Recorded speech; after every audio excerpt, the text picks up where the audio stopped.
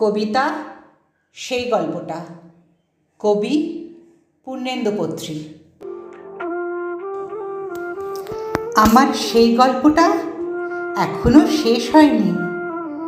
শোনো, পাহাড়টা আগেই বলেছি ভালোবেসেছিল মেঘকে, আর মেঘ কিভাবে শুকনো খটখটে পাহাড়টাকে বানিয়ে তুলেছিল ২৬ বছরের ছোকরা, সে তো আগেই শুনেছ। সেদিন ছিল পাহাড়টার জন্মদিন।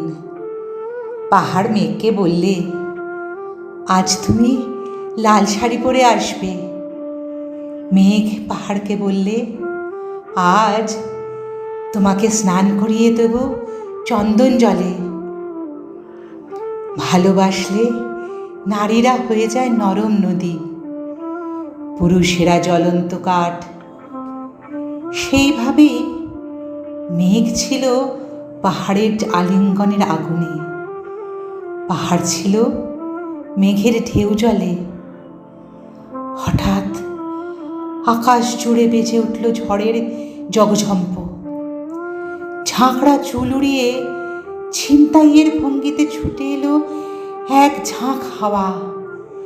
মেঘের আঁচলে টান মেরে বললে, ওঠ ছুড়ি, তোর বিয়ে।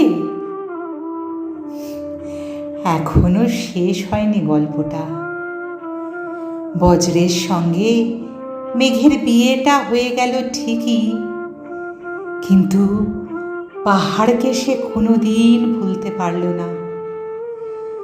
বিশ্বাস না হয় তো চিরে দেখতে পারো পাহাড়টার হাড় পাঁজর, ভিতরে থই থই করছে শান্ত ঝর্ণার জল।